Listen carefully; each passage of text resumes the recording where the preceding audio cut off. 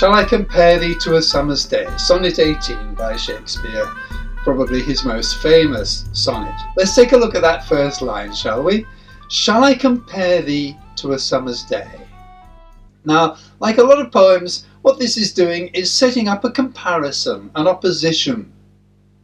The person who is being spoken to, thee, that is you, is being compared to a summer's day.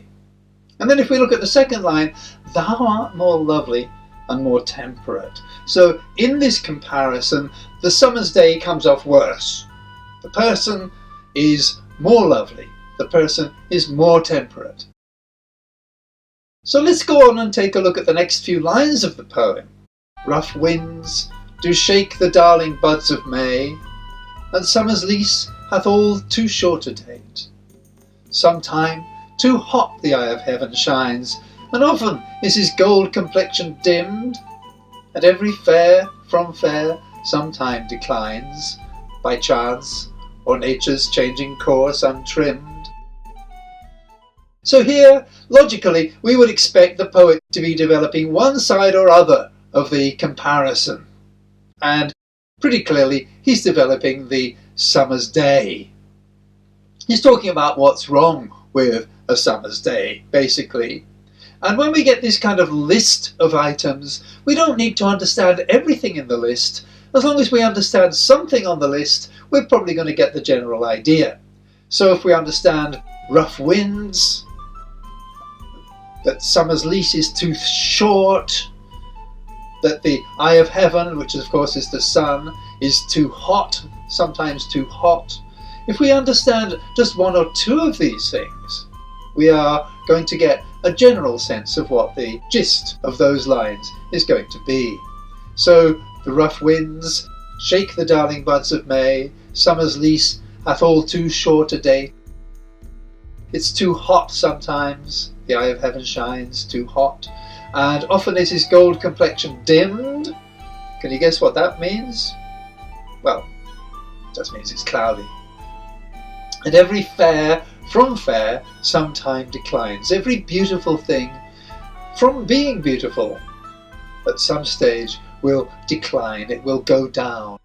So basically, that's what's wrong with a summer's day. Now, let's look at the next part of the poem. Let's look at the final lines. But thy eternal summer shall not fade, nor lose possession of that fair thou owest, nor shall death brag thou wanderest in his shade, when in eternal lines to time thou growest. So long as men can breathe or eyes can see, so long lives this, and this gives life to thee. Well, clearly now the poet has shifted his focus onto the person that he's addressing in the poem. Unlike a summer's day, your beauty shall not fade. But we're left with a problem here. Why on earth not? Why would the beauty of the person addressed in the poem not fade? Why should death never brag that thou wanderest in his shade? Why is it that death will never be able to boast, I've got you? Why will that person be exempt from death? And another mystery, what are these eternal lines? If we can guess what the eternal lines are, we've probably got the key to the entire poem. And he basically develops the idea of the eternal lines, saying, so long as men can breathe or eyes can see, then in the last line, so long lives this. And what is this? This is what gives life to thee. So if we can understand what this is, then we've probably got an understanding of what Shakespeare is saying here. Can you guess it? Have you got some idea? I'll give you a minute to think about it. I'm going to tell you, so if you don't want to know, you better pause the video. Okay, so long lives this. So long as men can breathe, which they can, so long as eyes can see, which they do, so long lives this. So long lives this poem. so long live the eternal lines of poetry.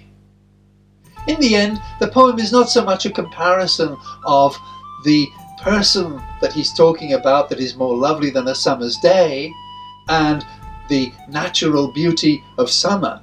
It's more art, poetry, against the world of nature. In art, in poetry, things can live forever. Shakespeare wasn't modest, was he? He had the idea that people would be reading his poem so long as men can breathe and eyes can see. They'll be reading this poem, and you, the person he's writing the poem to, will live forever and be perfect in this poem.